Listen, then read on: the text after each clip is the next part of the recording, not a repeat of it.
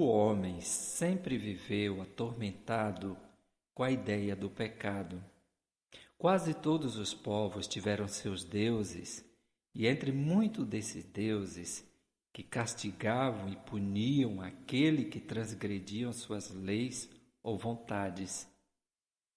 Em algumas civilizações, seus reis ou sacerdotes revestiam-se do poder de julgar os pecadores, perdoar-lhes os pecados, impondo-lhes duras penitências ou condená-los, aplicando-lhes punições extremamente humilhantes, dolorosas e muitas vezes mortais.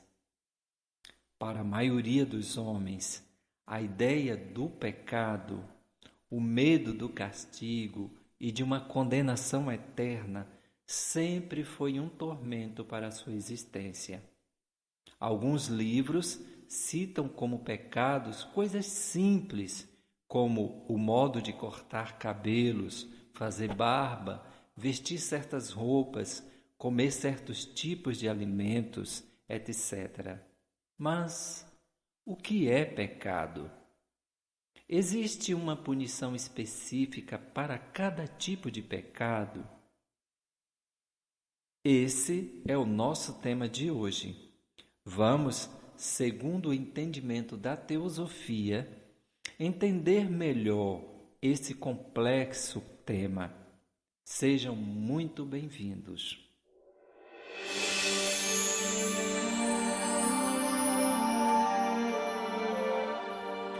Como a teosofia vê o pecado? A teosofia não vê o homem como um pecador, ou seja, um transgressor da lei. Antes, a filosofia vê no ser humano um espírito provindo de Deus. Sendo Deus a fonte da vida, da perfeição e do amor, não geraria espíritos imperfeitos, impuros, pecadores. Porque nada impuro provém de Deus, e nenhuma vida existe senão provinda dele. Por ser o homem de origem divina, não é correto taxá-lo de o pecador, como se pecar fosse a característica maior do ser humano, a sua destinação terrena. O espírito chegante nesse plano físico inicia do zero o seu aprendizado terrestre. Poderíamos compará-lo a um HD novo, zeradinho, pronto para receber informações e conhecimentos. E todo esse aprendizado dá-se pelos processos físicos do cérebro, através dos seus sentidos. Sendo assim, ao assumir o corpo físico e tomar consciência do mundo físico onde está habitando, esse espírito desenvolve sentimentos, pensamentos e ações que poderão ser boas ou más. Por ter o livre-arbítrio, cada homem, a partir do seu meio de convivência, da sua realidade, passará a tomar por decisão própria ou por influência do meio, mas ainda assim com vontade final própria, atitudes que violem ou não as leis humanas, físicas ou espirituais. A teosofia compreende que tudo no universo contribui do seu modo para o bem e a continuidade da vida. Então, o que normalmente é chamado de pecado pelas religiões, na teosofia significa atos de violação das leis universais que contribuem para o bem e a continuidade da vida. Por exemplo, atos que tentam contra a vida e a dignidade humana, atos contra a preservação da natureza e do meio ambiente. O pecado original. Para algumas religiões, o homem já nasce maculado pelo pecado herdado dos seus antepassados. A essa mácula, essa mancha, chamam de pecado original, porque entendem que a partir desse primeiro pecado provieram todos os demais pecados. Mas pensar assim é pôr em dúvida a retidão, a perfeição das ações divinas do Espírito Universal, Deus. Ora, a justiça humana, que é imperfeita, vingativa e tendenciosa, pode, muitas vezes, sentenciar como culpadas pessoas que não cometem crime algum. Mas Deus, que é perfeito e, por ser perfeito, não possui em si nada de vingativo, tendencioso ou injusto. Para a teosofia, somente o homem que errou pode e deve responder pelos seus erros, seja em que tempo for. A ninguém pode ser imputada a culpa ou o castigo pelos erros alheios. Nessa existência e em tantas outras das quais você proveio, você é absolutamente responsável pelos seus atos bons ou ruins. Ninguém poderá se responsabilizar no seu lugar, e somente você deverá assumir seus erros e aceitar as consequências deles. Ninguém poderá assumi-los por você, muito menos ser punido no seu lugar. O pecado individual. Todo pecado é um ato individual. Mesmo quando o ato é praticado coletivamente, cada indivíduo contribui com a sua parcela para o desfecho daquela ação classificada como pecado.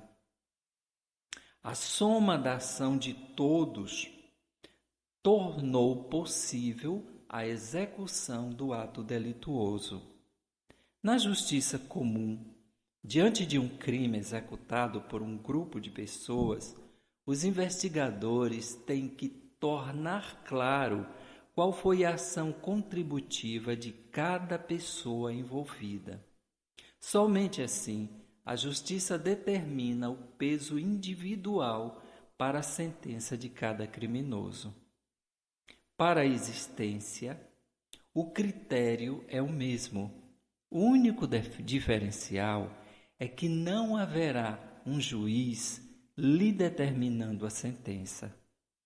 Ao decidir fazer algo danoso, você próprio atribui a si mesmo a sua própria condenação. Então, podemos compreender que cada um é responsável e responderá pelos seus erros, e que o erro que você cometeu já traz embutido nele a sentença que você deverá cumprir.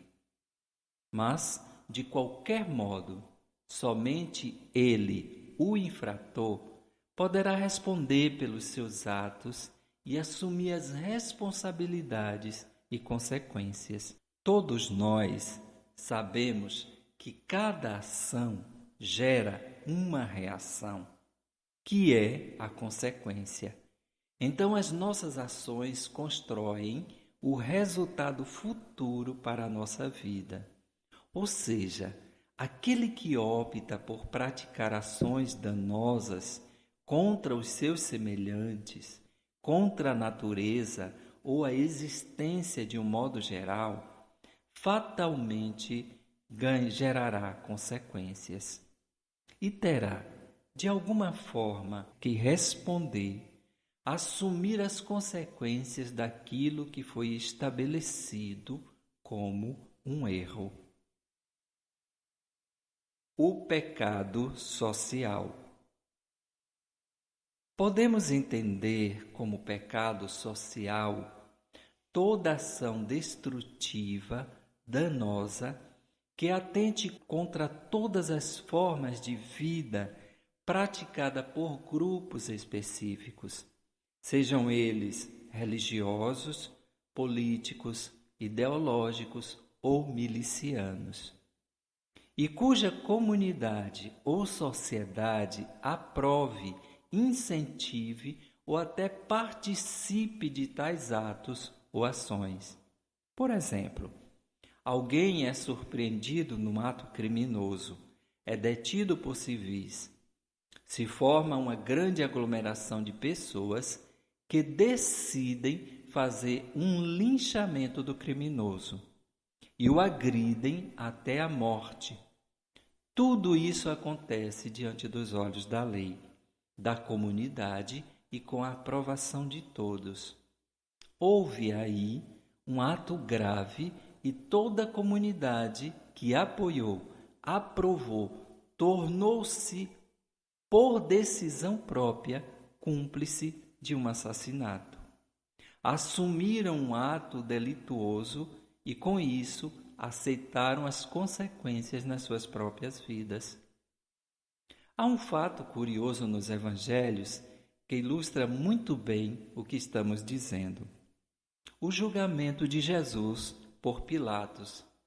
Pilatos era um homem culto, inteligente, que ao deparar-se com Jesus e interrogá-lo, não encontrou nele nada do que pudesse incriminá-lo. E, por isso, tentou libertá-lo. Mas Pilato tinha diante de si uma massa raivosa que, influenciada pelos sacerdotes, tinham como único objetivo obter a condenação de Jesus. Pilato viu ali esgotada todas as possibilidades de libertar o acusado e fez um gesto inusitado.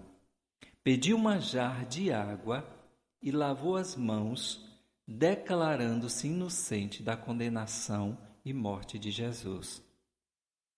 Os sacerdotes, então, disseram em alta voz que o sangue dele recaia sobre nossas cabeças e a cabeça de todos os nossos. Veja bem, 2 fatos devem ser destacados aqui. Primeiro, as atitudes de Pilatos.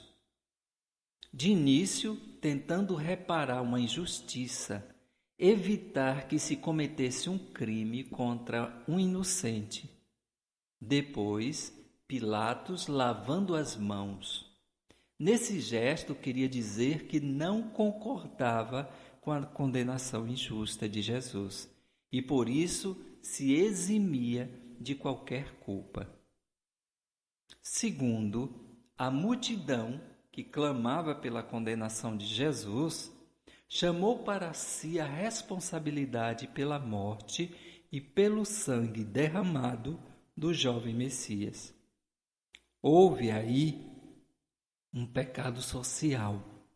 Todos estavam unidos na mesma intenção perversa. Foram cúmplices e parceiros na condenação e morte injusta. E aí surge uma lição que deve ser aprendida por todos nós. Nunca se deixe influenciar de imediato pelas manifestações sociais motivadas pela política, pela religião, pelos grupos ideológicos diversos, etc. Quando houver intenções violentas, justiceiras ou de interesses escusos impulsionando suas ações. Sempre olhe de fora. Pondere sempre o que é sensato e tome decisões próprias, nascidas da sua reflexão, do seu discernimento. Não seja colaborador nem cúmplice dos erros e ódios alheios e coletivos. As consequências dos meus erros sobre a vida dos outros. É necessário ter em mente que nenhum ato danoso que agrida a vida de um modo geral seja realizado sem que atinja gravemente outras pessoas, e muitas vezes deixando cicatrizes para a vida inteira. O que estou querendo dizer? Uma ação danosa, ou como se diz, um pecado, praticada por você, sempre atingirá outra pessoa ou várias pessoas, muitas vezes causando danos irreparáveis na vida do outro. Sendo assim, sempre pense muito antes de executar qualquer ação danosa que você sabe que vai ferir intensamente outras pessoas, que você sabe que poderá pôr em risco a vida dos outros, a dignidade dos outros. Sempre que o ódio, o sentimento de vingança, a inveja, o rancor baterem à sua porta, pare. Use o bom senso, a consciência. Já anteveja as consequências para a sua vida, para a vida das pessoas que lhe amam, para a vida do outro e das pessoas que o amam. O arrependimento anula o erro? Depende da gravidade do erro. Por exemplo, conto uma mentira sobre alguém, calunio. Depois me arrependo, peço perdão à pessoa que caluniei e assumo publicamente que menti, que errei. Nesse caso, o erro foi reparado e uma lição foi aprendida por mim e por outros ao meu redor. Restituí com minhas ações de arrependimento e confissão a dignidade da pessoa caluniada, mesmo que ela não me perdoe. O mal foi desfeito.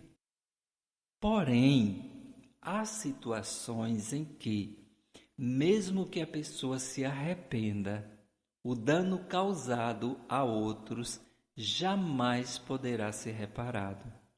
Um exemplo: alguém mata uma pessoa. Poderá cumprir uma pena numa prisão ou poderá, algum tempo depois, se arrepender do crime que cometeu. Mas a pena na prisão ou o arrependimento não anula o crime executado. Embora muita gente pense o contrário, e há religiões que sustentam essa ideia, para a teosofia isso não é verdade. E por um motivo muito simples de entender. O assassino que se arrependeu, aliás, o assassino se arrependeu, mas o crime não poderá ser apagado, desfeito. A pessoa assassinada não retornará à vida porque o criminoso se arrependeu. Continuará morta. Foi arrancado dela o direito de viver e nenhum arrependimento lhe restituirá a vida terrena. O assassino se arrependeu, mas os familiares da vítima passarão o resto da vida amargando a dor da perda. Continuarão sofrendo a falta do ente querido. Passarão o resto de suas vidas revivendo o pesadelo, a tristeza da perda. Para a justiça humana, alguns anos cumprindo cadeia dá ao assassino o direito à liberdade e o direito de retornar à sociedade como pessoa de bem. Mas, para a existência, é diferente. Se fosse possível tal perdão, seria de uma injustiça imensa, porque o criminoso seria o único beneficiado. Matou, arrependeu-se e foi beneficiado com o perdão. Mas e a vítima? Que benefício recebeu? Nenhum. Continuará morta, seus familiares continuarão chorando sua perda. Então, podemos concluir que aquele assassino terá que pagar na sua própria existência as consequências da gravidade do seu crime. O arrependimento, a cadeia, não são reparações desse crime. O crime não poderá ser reparado porque o assassinado continuará morto. Não retornará à vida.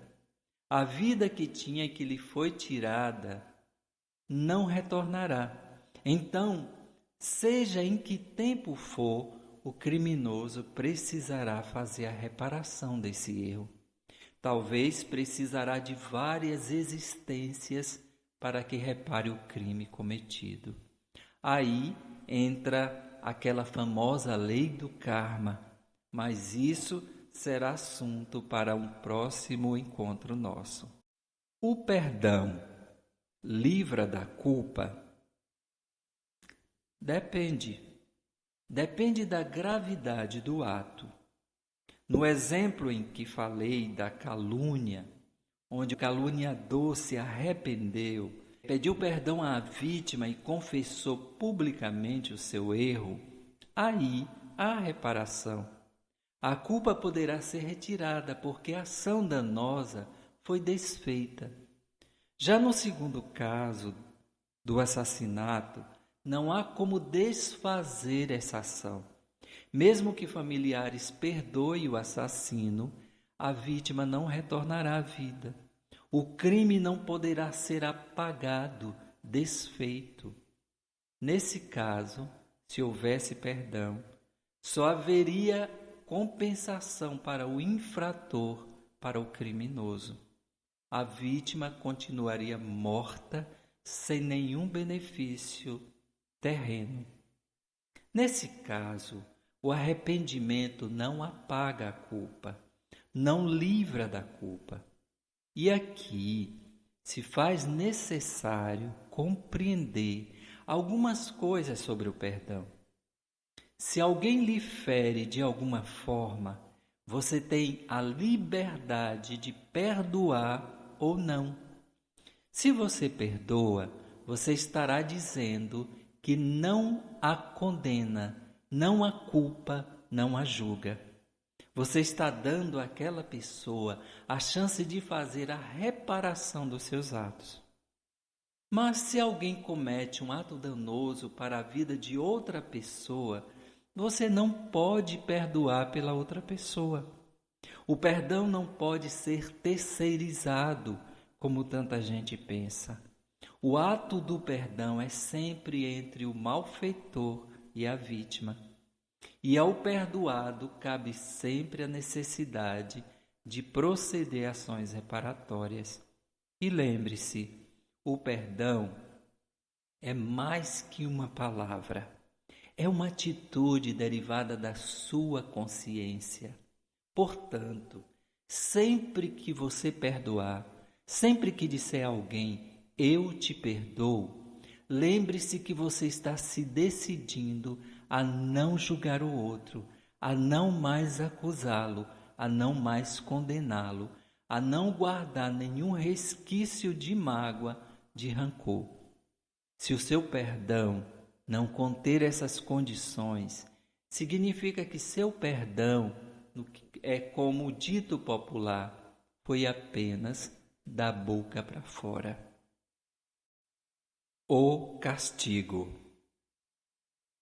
Sempre que pensamos em castigo, a primeira imagem que nos vem à cabeça é de inferno, fogo e torturas sem fim. Aprendemos dos nossos pais que castigo significava punição dolorosa. Quem de nós não se lembra das surras que puniam nossas traquinagens de crianças, hein? Na teosofia, aprendemos que somos os únicos causadores das nossas glórias ou dos nossos infortúnios. Aprendemos que somos nós mesmos que nos impomos as punições para os nossos erros. Somos inteiramente responsáveis por isso. Deus não está sentenciando desgraças nem condenações sobre ninguém, nenhum dos seus filhos. Isso significa que se você errou, foi por livre decisão sua. Você teve consciência do ato que cometeu. E neste ato errado já está embutida a consequência para a sua própria vida. E você terá que assumi-la, sofrer suas penas e reparar o seu erro. Ninguém lhe julgará. Ninguém lhe punirá a não ser o seu próprio erro. Quando ao homem foi dado o livre-arbítrio, ou seja, o direito de assumir a sua própria vida, segundo sua vontade e decisões próprias, foi-lhe dada a plena responsabilidade pelos seus atos. Então, nós somos inteiramente responsáveis por tudo o que fazemos e decidimos. Como irá trilhar seu caminho nessa existência terrena é decisão de cada um. Assim, compreenda que a grandeza da sua vida, o bom aprendizado, as boas ações dependerão unicamente de como por onde você decidir se conduzir.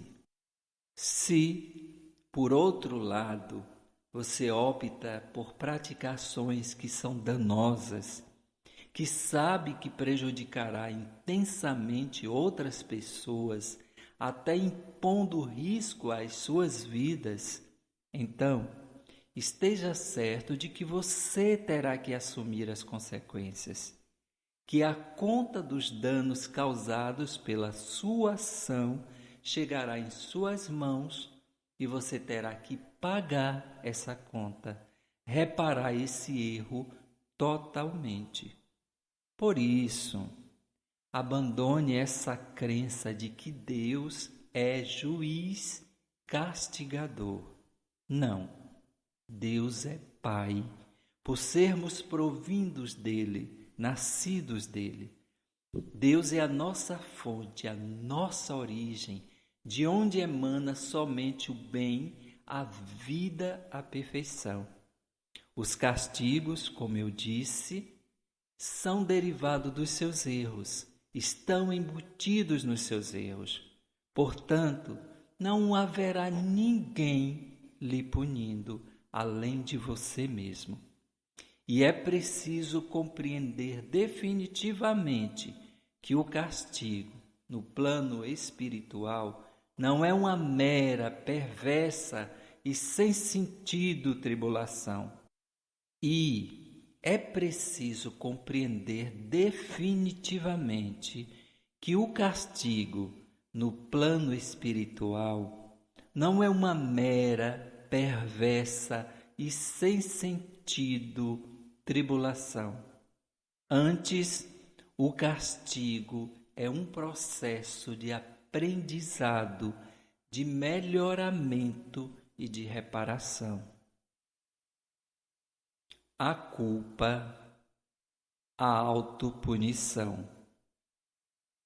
A história está repleta de exemplos de pessoas que, depois de cometerem atos extremamente graves, foram tomadas pelo arrependimento e pelo sentimento de culpa, tão intenso e insuportável que os levou a darem fim às próprias vidas.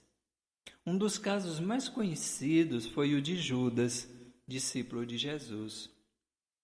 Após entregar Jesus e perceber o destino que haviam selado para o seu mestre, Judas foi tomado pelo arrependimento, procurou os sacerdotes e tentou desfazer o trato, mas já era tarde. O destino de Jesus estava selado.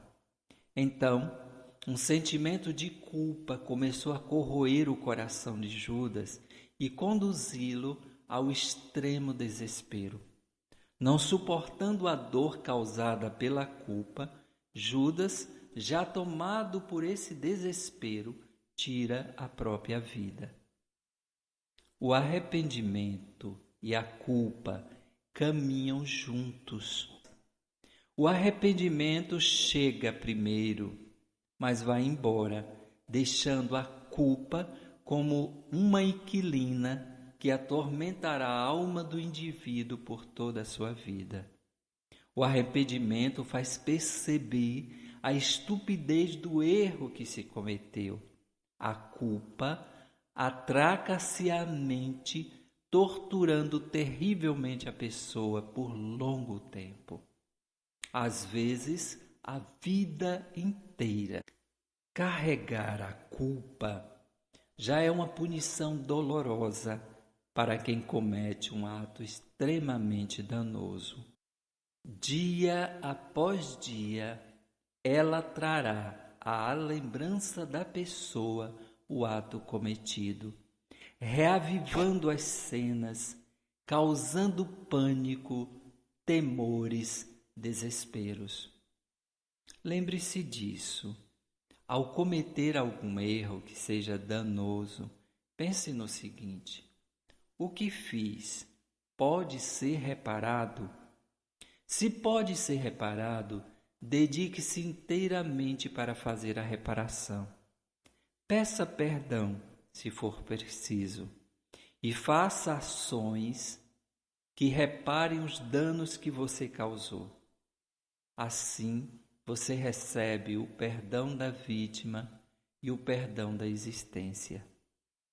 Mas, se o seu ato praticado não pode ser reparado, então aceite a sua culpa e diga para si mesmo e para a existência, Deus, que você está arrependido e que deseja começar o seu processo de reparação. E comece sendo verdadeiro, fazendo transformações de vida que sejam necessárias, tendo sempre em mente que não está tudo liquidado, resolvido apenas porque você mudou, porque você se arrependeu, mas porque você mudou, um processo de reparação iniciou-se. Poderá continuar por toda a sua vida ou estender-se pelas suas vidas futuras, mas aceite e assuma as consequências do seu ato delituoso. Fazendo assim, passando pelo que tiver que passar, você aprenderá lições valiosas. Crescerá muito mais como ser humano e se tornará um espírito de consciência alargada. Será mais capacitado para ensinar outras pessoas a partir do seu exemplo de vida. A ignorância é o único pecado. Osho, um mestre indiano, num dos seus livros diz assim: só existe um único pecado, a ignorância. Osho está certíssimo. Ser ignorante é ser desconhecedor da existência, do significado, da importância ou do valor de uma certa coisa. O ignorante erra exatamente porque é desconhecedor. Por ser desconhecedor, ignorante, andará em qualquer caminho, seguirá qualquer pessoa ou ensinamento estranho, tomará atitudes grotescas, fará ações danosas.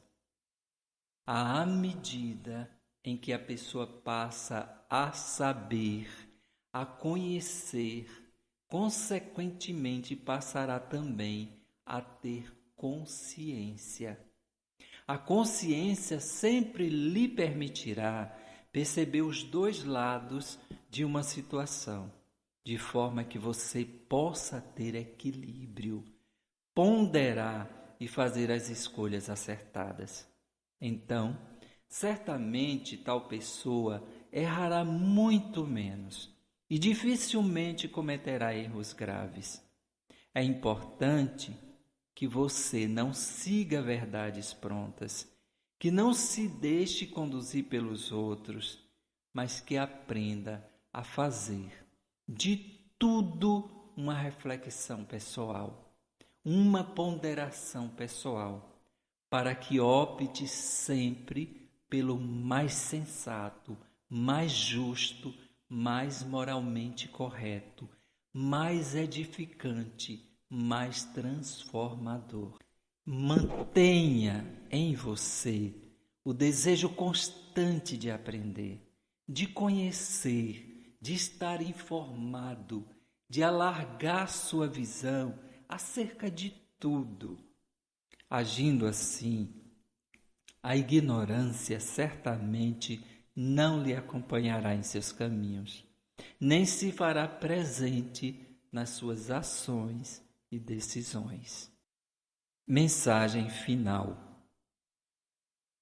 Não viemos a esta terra para sermos míseros errantes, pecadores incorrigíveis ou ignorantes perpétuos.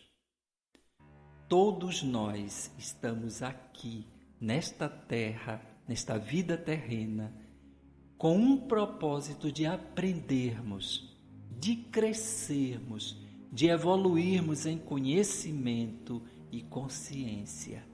Enquanto aqui vivermos, nossas ações devem contribuir para o melhoramento das pessoas, para a proteção e o seguimento da vida em todas as suas formas. Se estamos aqui para aprender, queira verdadeiramente aprender. Seja um bom aluno na escola da vida. Dê atenção à sua voz interior e, sempre que possível, caminhe para dentro de si, buscando sempre conhecer a sua origem espiritual, deparar-se com a sua parte mais elevada e mais próxima de Deus. Faça isso através da oração, da meditação, da contemplação, da busca de tudo aquilo que é bom, salutar e edificante, e que diariamente nos é oferecido pela própria vida. As pessoas que encontramos, as oportunidades de fazer o bem, de dar bom exemplo, de dizer a boa palavra, de praticar a boa ação. Faça isso através de uma boa leitura, do bom estudo, da busca do conhecimento, da conexão com Deus, da contemplação da natureza, do respeito pela vida como um todo. Que sempre prevaleça a sua consciência. Ela habita no seu espírito e é alimentada permanentemente por Deus. Se assim fizer, certamente que a sua passagem por esta terra será importante para os demais seres viventes.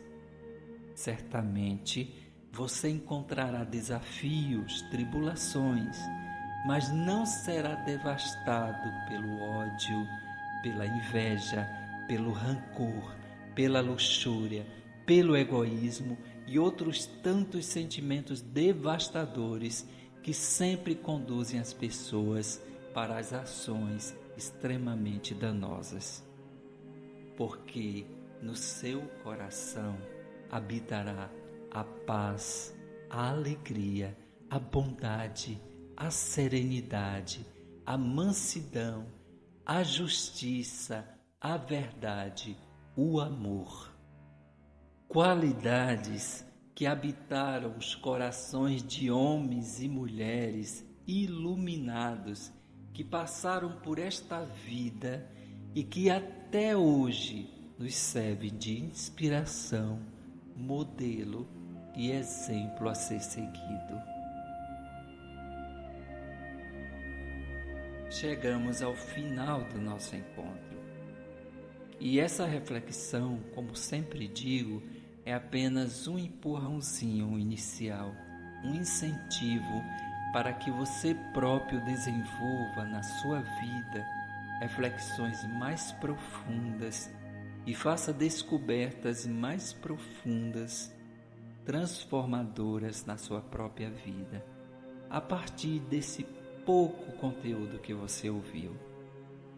Então, guarde dentro de você, faça reflexão e, sobretudo, muda. Começa a operar transformações pela sua parte melhorada e mais elevada. Tá certo? Olha, uma boa semana, né? E nos encontraremos na próxima segunda-feira. Estaremos aqui juntos para mais um novo momento de reflexão e crescimento juntos. Paz e luz para você.